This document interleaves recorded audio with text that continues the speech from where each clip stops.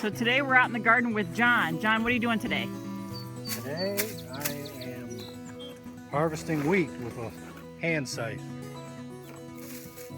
And so tell me about this wheat that you've got here. So this was basically a winter crop, cover crop that I planted last fall. And usually I'll cut this wheat down before it's made any seeds and till it in with the garden. But this year it was such a nice stand, I thought we'd kind of grow a little and harvest it.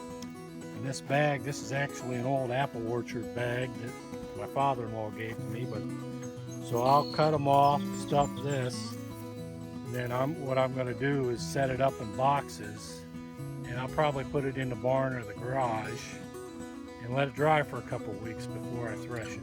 And we'll use our hand grinder and grind it up to make bread, or roast the whole grains whole, make little popped wheat out of it, and eat it. So I see lots of tall stuff that's taller than the wheat. What's going on there? So this is winter rye. So this is a cover crop I did 2 years ago.